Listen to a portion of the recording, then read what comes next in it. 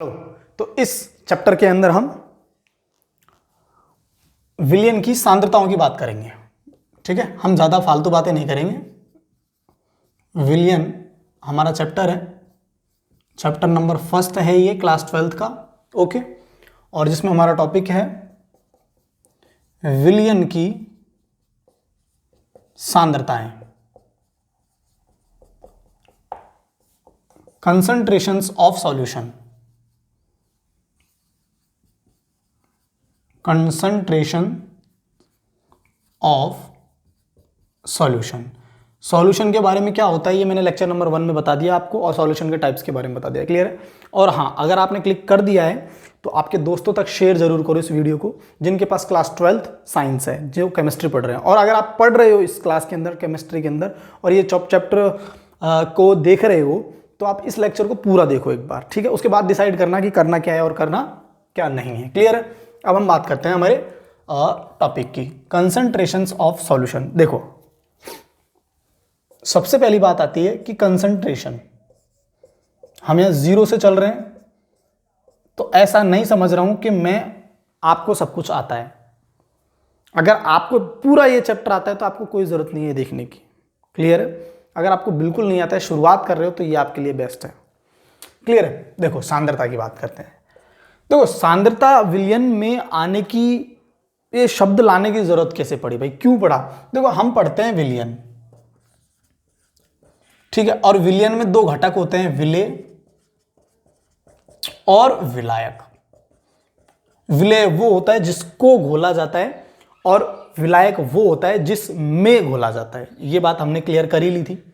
अब हम, ये बंदर की आवाज है तो ज्यादा डिस्टर्ब ना हो, ठीक है। विलेय तो वो होता है जिसको घोला जाता है, और विलायक वो होता है जिसमें घोला जाता है। क्लियर है ना? अब हम बात करते हैं कि ये 2 घटक हैं, ये दोनों क्या हैं? घटक है। मतलब आप इनको संघटक भी बोल सकते हो, बात को समझना थोड़ा सा। आप इनको कंपोनेंट्स बोल सकते हो, या फिर आप इनको कंपोजिशन बोल दो, जो आपकी इच्छा। तो इनको मैं कैसे मेजर करूं, कैसे पता लगाऊं कि ये तो इतना है, ये इतना है? मैं इसको कैसे, इसकी व्याख्या करूं विलयन के अंदर, मैं इसके गुणों का कैसे अध्ययन करूं? भाई, गुण, विलयन के घटकों को, ये दोनों को अध्ययन करने के लिए हम 2 चीजें चाहिए, 2 पैरामीटर्स चाहिए, 2 चीज चाहिए, 2 मापने के लिए। एक तो इनका गुणात्मक अध्ययन होता है, एक तो इनका गुणात्मक अध्ययन होता है, और एक इनका मात्रात्मक अध्ययन होता है। मैं आपको सिर्फ इंट्रोडक्शन दे रहा हूं कि सांद्रता पद लाने की जरूरत क्यों पड़ी। एक मात्रात्मक अध्ययन होता है। अब यार एक बात बताओ, गुणात्मक में तो क्या होगा कि विलयन या तो ज्यादा से ज्यादा तनु हो सकता है, ये मैंने आपको बता दिया लेक्चर नंबर 1 में, या वो विलयन सांद्र होता है। लेकिन मतलब या तो वो विलयन पतला हो सकता है, या फिर वो विलयन गाढ़ा हो सकता है। लेकिन उसमें आपको कैसे पता लग रहा है, कैसे मेजर करोगे कि इतने ग्राम पतला है या इतने ग्राम गाढ़ा है, इतने ml पतला है या इतना ml गाढ़ा है? अरे भाई, हमको मापने के लिए कोई इकाई की तो जरूरत पड़ेगी ना भाई। उस संगठन को, उस विलयन को, उन विलेय और विलायक की मात्रात्मक ज्यादा जरूरत पड़ेगी। ज्यादा किसकी जरूरत पड़ेगी? मात्रात्मक की जरूरत पड़ेगी, कि भाई हम इसकी मात्रा को कैसे मापे। तो मात्रा को मापने के लिए, संघटकों की मात्रा को मापने के लिए एक पद काम में लिया गया, जिसको हम बोलते हैं सांद्रता, जिसको हम बोलते हैं सांद्रता। क्लियर है? जिसको हम बोलते हैं सांद्रता। मतलब मैं आपको सिंपल सी भाषा में समझाऊं कि सांद्रता होती क्या है, तो डायरेक्ट देखो, डायरेक्ट इसकी परिभाषा भी लिखवा दूंगा। डायरेक्ट सांद्रता को बोलेंगे विलेय, आप जिसको डाल रहे हो, कि ग्राम्य मात्रा, विलेय की ग्राम्य मात्रा, अपोन किस में डाल रहे हो? विलायक में डाल रहे हो। अरे किस में डाल रहे हो? विलायक में। और दोनों मिलकर के क्या बना दिए? विलयन। मतलब विलयन का आयतन, विलयन का आयतन। आप सोचोगे कि सर आपने विलायक क्यों नहीं लिखा? अरे आपने जब विलेय को विलायक में डाल दिया, आपने जब विलेय को विलायक में डाल दिया, तो बन क्या गया? विलयन। तो विलयन का पूरे का क्या बन गया? आयतन। अरे द्रव का तो आयतन ही होता है ना, पूरे का क्या हो गया? आयतन। तो मैंने विलेय जिसको जितने विलयन में डाला या घोला उसकी मात्रा कितने आयतन में डाला, कितने आयतन में कितना ग्राम डाला, कितना ग्राम या कितने आयतन में डाला, वो मात्रात्मक अध्ययन किसको व्यक्त करता है? सांद्रता को व्यक्त करता है। आ गई बात समझ में? ऐसे भी रिप्रेजेंट कर देते हैं कंसंट्रेशन को कि विलयन की ग्राम में मात्रा, मतलब मैं देखो सिंपल सी बात बताऊं, C बराबर वेट अपॉन वॉल्यूम, ऐसा भी लिख सकते हो आप चाहो तो। कभी कभी ऐसा भी लिख सकते हैं, कोई घबराने वाली बात नहीं है। C बराबर M अपॉन वॉल्यूम, मास है ना, M मतलब मास, क्लियर, मास मतलब द्रव्यमान। विलेय के घोले गए द्रव्यमान कितने आयतन में उपस्थित है, हम उस पद को बोलते हैं सांद्रता। ये मैं इतना लंबा इसलिए लेकर के चल रहा हूं कि मैंने लिखा है 0 से बेसिक से एडवांस लेवल तक चल रहे हैं हम यहाँ, धीरे धीरे चलेंगे, धीरे धीरे ना, थोड़ा बोर मत हो, मतलब आपको थोड़ा धैर्य रखना है, अच्छे से समझना है इसको। तो मैंने आपको बता दिया कि विलयन को, उनके घटकों को, उनको अध्ययन करने के लिए, मापने के लिए, मेजर करने के लिए गुणात्मक और मात्रात्मक की जरूरत पड़ी। गुणात्मक में तो देख लिया हमने तनु और सांद्र, लेकिन गुणात्मक से हमको पूरी इंफॉर्मेशन नहीं मिलती है, लेकिन मात्रात्मक से हमको क्या मिलती है? पूरी इंफॉर्मेशन। मात्रात्मक मीन्स कितना विलेय कितने आयतन में घुला हुआ है, यही उसकी क्या है? सांद्रता। यही उसकी क्या है? सांद्रता। तो यहां तक आपको नोट डाउन करने की कोई जरूरत नहीं है, ये लिखना चाहो तो आप लिख सकते हो, ठीक है। ये फॉर्मूला लिख लो कि सांद्रता होती क्या है। भाई सांद्रता को क्या बोलते हैं? विलयन में उपस्थित, लिखना चाहो तो आप लिख सकते हो, विलयन में उपस्थित विलेय के पदार्थों की ग्राम में वह मात्रा जो विलयन, या मैं पूरा लिख रहा हूं, विलायक के आयतन में घुली हुई है। मैंने क्या बोला? विलयन में उपस्थित विलेय के पदार्थों की ग्राम में वह मात्रा जो विलयन या विलायक के आयतन में घुली हुई है। आयतन 1 लीटर नॉर्मली आप मान के चलो, क्लियर, ग्राम पर ml। वैसे इसकी एक और आगे चल के आएगी, उसकी हम बाद में चर्चा करेंगे। हम सिंपल सा ये समझो कि सांद्रता की परिभाषा होती क्या है। फटाफट इसको नोट डाउन करो, ये लिखने की कोई आवश्यकता नहीं है, ये वाला लिखने की कोई आवश्यकता नहीं है। आपको मैंने परिचय दे दिया कि भाई हमको सांद्रता की आवश्यकता पड़ी तो पड़ी क्यों। आपको ये लिख सकते हो आप, विलेय के ग्राम में मात्रा अपन विलयन का आयतन, C बराबर W/V या फिर C बराबर मास अपॉन V। विलयन में उपस्थित विलेय के पदार्थों की ग्राम में वह मात्रा जो विलयन या विलायक के आयतन में घुली हुई है। क्लियर है? क्लियर है? फटाफट इसकी नोट डाउन करो आप। हाँ तो भाई अब हम चलते हैं सांद्रताओं के प्रकार पे। चलो मिटा दूं, मिटा देता हूं। अब हम चलते हैं सांद्रताओं के प्रकार पर, कि सांद्रताएं कितने प्रकार की होती है। देखो ध्यान से, ये जो साउंड आ रहा है ये बंदरों का आ रहा है, ठीक है, तो आप इससे ज्यादा टेंशन मत लेना। और ये बंदर तो बंदर ही होते हैं भाई, जानकिन ने इनका सोच समझ के नाम रखा बंदर, ठीक है। चलो नहीं, देखो क्या करें, कोई बात नहीं, आपको एडजस्ट करना पड़ेगा ये वीडियो थोड़ा सा। हाँ, हम बात करते हैं सांद्रताओं के प्रकार की। देखो सांद्रताओं के प्रकार को अगर मैं आपके सिलेबस के अकॉर्डिंग चलूँ तो बहुत कम है, 2-4 सांद्रताएं हैं। लेकिन अगर थोड़ा सा मैं आपको बताऊं तो आपके लिए बेटर, देखो एक होती है ग्राम पर आधारित,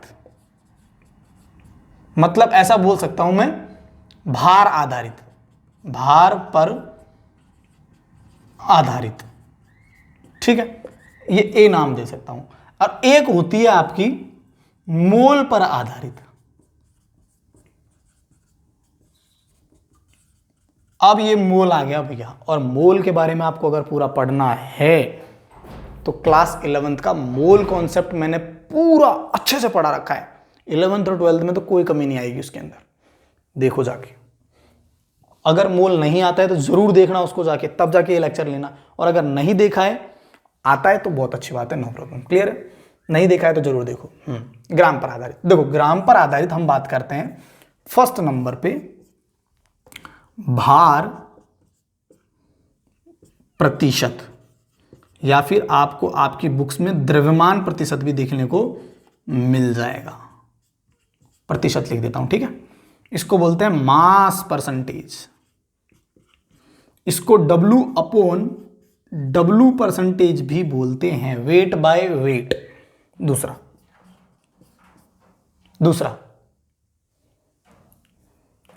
वे भार आयतन परसेंटेज, भार आयतन प्रतिशत, या फिर कभी कभी क्या बोलते हैं, द्रव्यमान आयतन प्रतिशत। इसको बोलते हैं वेट बाय वॉल्यूम प्रतिशत। क्लियर? थर्ड नंबर पे होता है, तो अरे राम राम, थर्ड नंबर पे होता है आयतन प्रतिशत। इसको हम बोलते हैं V by V percent, volume by volume. 2 minute के लिए रुक जाइए आप। हाँ देखो, वैसे ये जाएंगे नहीं बंदरे भाई, देखो ठीक है। ये तो आपके भार प्रतिशत, भार आयतन प्रतिशत और आयतन प्रतिशत, इनके बारे में चर्चा करेंगे हम, अच्छे से करेंगे, चिंता मत करो। नेक्स्ट हम बात करते हैं इसके लिए, सबसे नंबर पे, पहले नंबर पे आती है मोलरता। फर्स्ट नंबर पे आती है मोलरता, जिसको आप बोलते हो मोलरिटी, मोलरिटी, ठीक है। 2 नंबर पे आती है आपकी मोललता, इसको बोलते हैं हम मोललिटी, ठीक है। 3 नंबर पे आती है आपकी, अरे हद हो गई,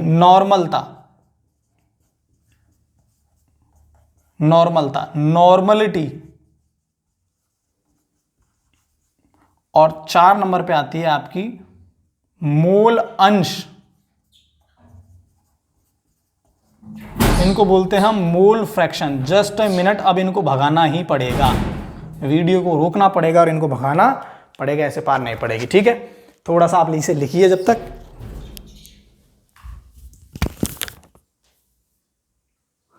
हाँ गाइज, भाई लोगों ये लगा लो, खूब बंदर भगा के आया हूँ लंबे, ठीक है। चलो, हमने पोज कर दिया था बीच में। हाँ, तो हम चल रहे थे सांद्रता पर, मोल पर आधारित, मोलरता, मोललता, नॉर्मलता, मोल अंश।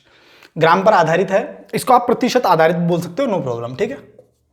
प्रतिशत पर आधारित भी है ये भाई, परसेंटेज आ रहा है ना इसमें, इसलिए। देखो, अब इनमें एक चीज और आपका एग्जाम में क्वेश्चन पूछा जाता है, बहुत बार पूछा गया है वो, कि इन पे ताप पर निर्भर और ताप पर निर्भर नहीं करती वो कौन सी सांद्रताएं हैं। तो मैं भी आप उनको बता दूं। देखो, जैसे एक बात बताओ, अगर अपन बात करते हैं, जैसे भार है, भार की बात करता हूं, भार मतलब द्रव्यमान, मास। यार एक बात बताओ, मास का ताप से क्या लेना देना है?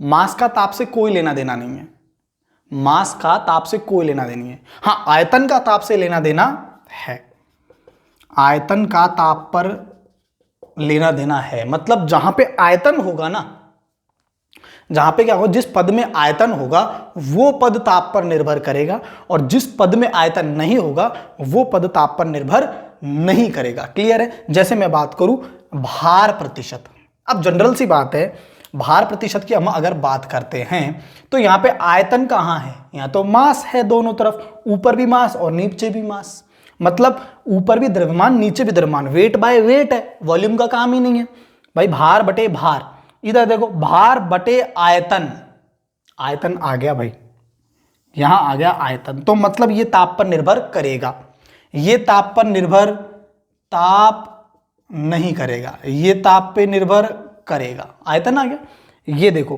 ताप पर निर्भर करेगा, ठीक है। ये इनके मोलरता ताप पर निर्भर करती है, मोललता ताप पर निर्भर नहीं करती, नॉर्मलता ताप पर निर्भर करता है, और मोल अंश ताप पर निर्भर नहीं करते हैं। इनके हम जब एक एक करके पढ़ेंगे तब मैं और एक एक लाइन में लिखवा दूंगा आपको कि कौन ताप पर निर्भर करता है और कौन ताप पर निर्भर नहीं करता है। That's it. इसको आप फटाफट नोट डाउन कर लीजिए। हाँ, तो हम हमारा पहला नंबर पे लेंगे। फर्स्ट नंबर पे टॉपिक है हमारा, पहली सांद्रता पढ़ेंगे हम, द्रव्यमान। ये मेरा द ऐसे ही बनता है, ठीक है। द्रव्यमान प्रतिशत बाय मास या फिर वेट अपॉन वेट परसेंट। अब इसका मतलब समझो, कोई बड़ी बात नहीं है, बहुत सिंपल सा मतलब है कि कोई विलेय का ग्राम विलियन के कितने ग्राम में प्रेजेंस है, उपस्थित है, या फिर कोई विलेय का ग्राम विलायक के कितने ग्राम से मिलकर के कितना ग्राम विलयन तैयार कर रहा है। या फिर प्रतिशत की बात हो रही है कि 100 ग्राम विलयन में उपस्थित विलेय की ग्राम में मात्रा, 100 ग्राम विलयन में उपस्थित विलेय की ग्राम में मात्रा। बात सही है ना, प्रतिशत की बात हो रही है। अरे मैंने बोला, जैसे मान के चलो, मैंने बोला कि ध्यान से सुनना, मैंने बोला 10 ग्राम, ठीक है, 10 ग्राम NaCl, ठीक है, 10 ग्राम NaCl।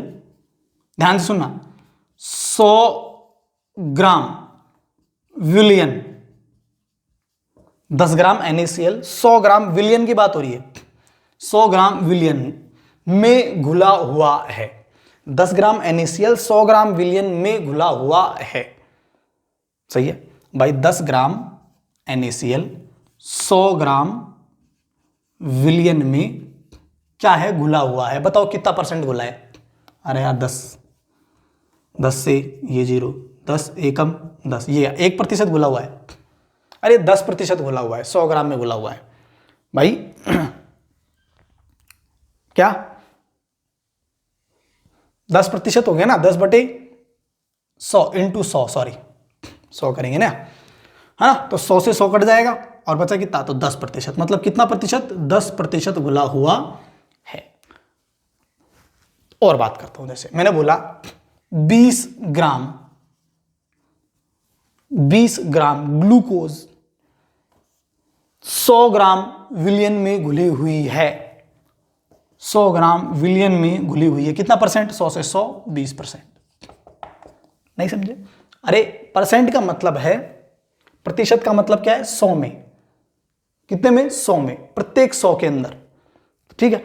अब जैसे मान के चलो, मतलब क्या निकला, 20 ग्राम कौन है, विलेय है, 10 ग्राम कौन है, विलेय। कितने ग्राम में, 100 ग्राम में। कितने ग्राम में, 100 ग्राम में। सही है। और बात करता हूं भाई, विलियन कितना ग्राम बन रहा है, 100 ग्राम। विलियन कितना ग्राम बन रहा है, 100 ग्राम। विलियन कितना ग्राम बन रहा है, 100 ग्राम। विलेय कितना ग्राम में, 20 ग्राम। विलेय कितना ग्राम में, 10 ग्राम। बताओ विलायक कितना होगा इसके अंदर, 90 ग्राम।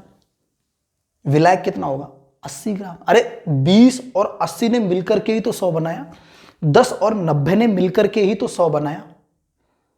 बात को समझना भाई, 10 ने और 90 ने मिलकर के ही तो विलियन 100 ग्राम तैयार किया।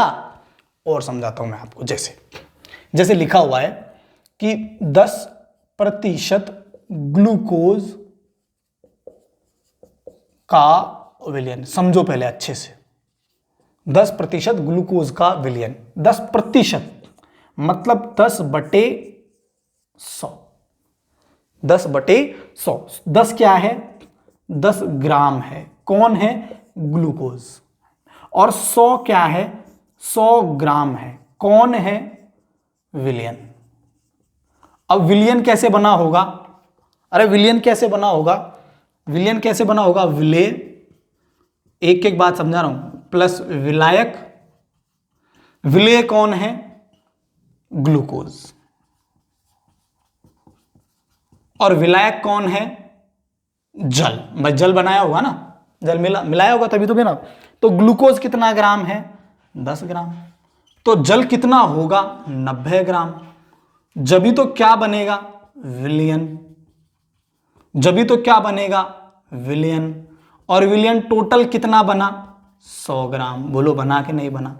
तो मैंने क्या बोला कि 10 ग्राम ग्लूकोज 100 ग्राम विलियन में, देखो 10% मतलब 10 ग्राम ग्लूकोज, 10% मतलब 10 ग्राम ग्लूकोज कितने में विलियन में 100 ग्राम विलियन में। और कोई बोले विलायक कितना 90 ग्राम विलायक।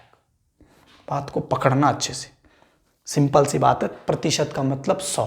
अब कितना भी ग्राम आ जाए, कितना ही परसेंट, 1% 1 ग्राम 100 में, 2% 2 ग्राम 100 में, 3% 3 ग्राम 100 में, 40% 40 ग्राम 100 में, 50% 50 ग्राम 100 में, 85% 85 ग्राम 100 में, 100 में 100 का ग्राम में ग्राम, ग्राम में ग्राम। क्लियर है? तो हम इसकी परिभाषा लिख देते हैं अब आपको।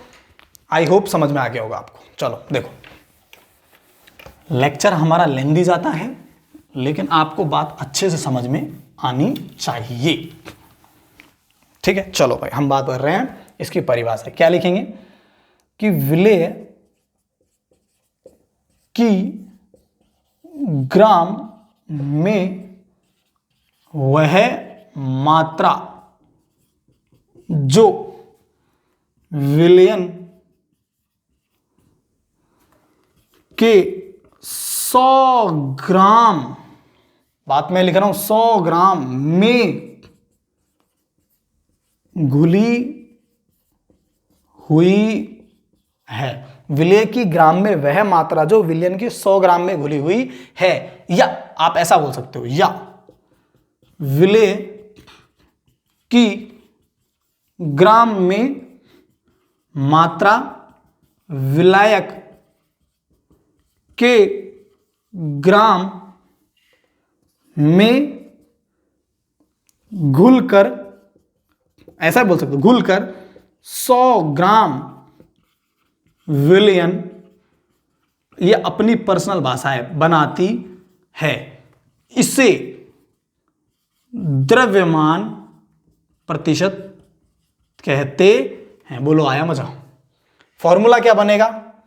Wait by weight percentage, weight बटे वेट परसेंटेज बराबर विलेय की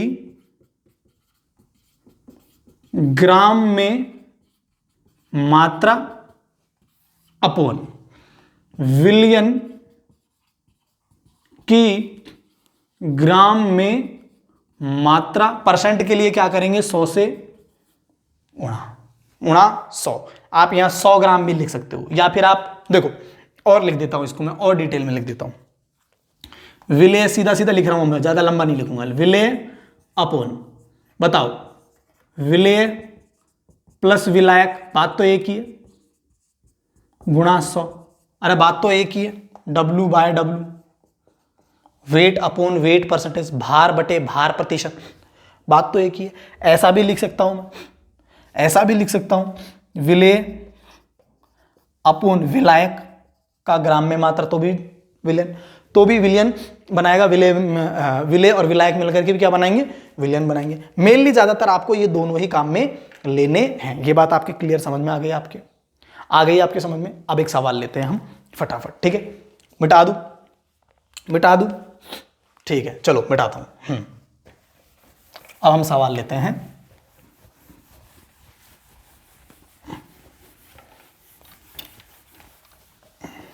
अब हम सवाल लेते हैं। सवाल है मेरे पास, जैसे ये ही लेता हूं, 10 ग्राम NaCl 90 ग्राम जल में मिलकर विलयन बनाता है। बहुत प्यारा प्रश्न है, विलयन बनाता है। विलेय का द्रव्यमान प्रतिशत ज्ञात कीजिए। बहुत सिंपल है, आराम से आप ही कर सकते हो। हाँ भाई, मैं आपको स्टेप बाय स्टेप सिखाता हूं। जिन बच्चों को स्टेप बाय स्टेप नहीं आता, जिनको आता है वो तो कर दिए होंगे मेरे साथ। 10 ग्राम NaCl कौन है? विलेय, सही है। 90 ग्राम जल कौन है? विलायक। अरे सही है, क्लियर है। द्रव्यमान वेट बाय वेट परसेंट कैसे निकालते हैं? विलेय की ग्राम में मात्रा, कितना ग्राम है विलेय? 10 ग्राम, अपोन विलियन की ग्राम में मात्रा। अब विलियन कैसे बनेगा बताओ, साइड में बताओ विलियन कैसे बनेगा? विलियन बनेगा आपका विलेय प्लस विलायक, ऐसे ही बनेगा ना विलियन। विलेय कितना है? 10, और विलायक कितना है? 90, तो टोटल विलियन कितना हो गया? 100 ग्राम। आ गई बात वही, 100 ग्राम में 100 गुणा 100 से करोगे, 100 से 100 गया, बचा कितना? 10%। मतलब कहने का क्या है कि 10% NaCl का विलियन बना दिया हमने। 10% NaCl का विलियन, 10% NaCl का विलियन, या फिर विलेय का 10%, या फिर विलेय का 10% विलियन में घुला हुआ है, विलियन में घुला हुआ है, 10% विलियन में घुला हुआ है। भाई 10 को आपने 90 में डाला तभी तो 100 ग्राम बना। क्लियर है? फटाफट नोट डाउन करो। और जैसे ऐसे भी आ जाता है, कोई बोले 25% अल्कोहल, चलो अल्कोहल तो रहने दो, जैसे बोलो कोई 25% कुछ भी Na2CO3 ले लो, कोई दिक्कत नहीं है, नो प्रॉब्लम। 25% Na2CO3 का मतलब कि 25 ग्राम 100 ग्राम में कंप्लीट है। भाई 25 ग्राम को आप 100 ग्राम में मिला दो, 25% Na2CO3 मिल जाएगा। फटाफट है, नोट डाउन कर लो आप। हाँ भाई, आपकी बार नेक्स्ट है हमारा द्रव्यमान आयतन प्रतिशत। ठीक है, द्रव्यमान आयतन मतलब मास वॉल्यूम या weight volume percentage, mass by volume, या फिर बोलो वेट बाय वॉल्यूम। ये मास तो क्या बोलते हैं, वेट बाय वॉल्यूम परसेंटेज बोलो सीधा सीधा, वेट बाय वॉल्यूम। पहले क्या था? वेट बाय वेट, ग्राम का ग्राम में। अब ग्राम का आयतन में, आयतन को लिखते हैं ml में। ml लेंगे या लीटर नहीं लेंगे, 1 लीटर H2SO4 नहीं लेंगे, ml लेंगे, कम मात्रा में लेंगे, ml। क्लियर है? सिंपल सी परिभाषा, परिभाषा क्या है? सीधा सीधा से लिख देता हूं, W/V परसेंटेज मतलब विलेय की ग्राम में मात्रा अपोन विलियन, अरे सही है ना, विलियन का आयतन, किस में?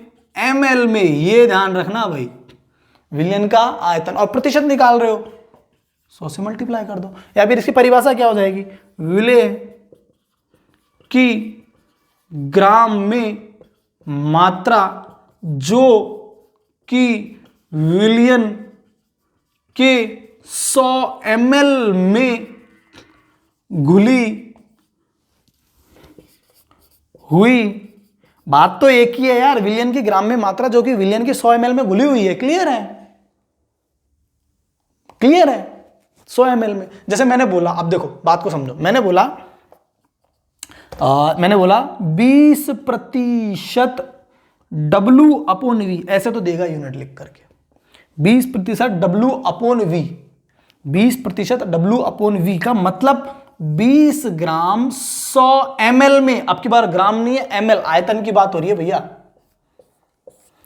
20 ग्राम 100 ml में कंप्लीट घुला हुआ है, 100 से 100 मर गया, 20% बन गया। मतलब फिर से वही बात है कि 20 ग्राम 100 ml में आयतन में घुला हुआ है, ग्राम आयतन में। पहले ग्राम ग्राम में था। देखो मैं फिर बता देता हूं, पहले ग्राम बटे ग्राम गुणा 100, ग्राम से ग्राम खत्म, मतलब कोई इकाई नहीं, खत्म, कोई इकाई नहीं, कोई यूनिट लेस। बट इधर देखो, ये क्या है? ग्राम, ये क्या है? ml। कटेंगे थोड़ी, तो इसकी यूनिट क्या हो गई ये भी याद रख लो, ग्राम पर ml, ग्राम पर ml या ग्राम ml इनवर्स। नीचे से ml ऊपर चला जाएगा, माइनस पावर 1 आ जाएगी, ग्राम ml इनवर्स। बात को समझना, बहुत ही प्यारा सवाल है ये। क्लियर है? द्रव्यमान आयतन प्रतिशत, सवाल कर सकते हो आराम से, फॉर्मूला है यार, क्यों इतनी टेंशन लेना मेरे लालों, क्यों इतनी टेंशन लेना। विलेय की ग्राम में मात्रा अपन विलियन का आयतन ml में गुणा 100। क्लियर है?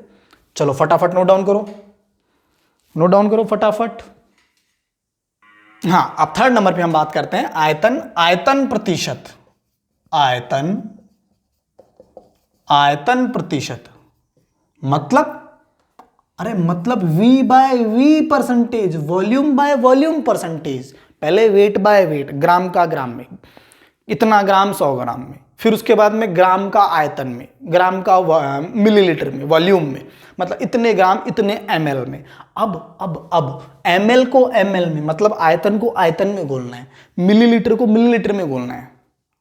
10 मिलीलीटर 100 ml में घुला हुआ है, 10 ml 100 ml में घुला हुआ है, 20 ml 100 ml में घुला हुआ है, 30 ml 100 ml में घुला हुआ है। तो परसेंटेज निकलते जा रहा है ना अपने आप, 100 से 100 तक खत्म, तो उतना ही परसेंटेज बना।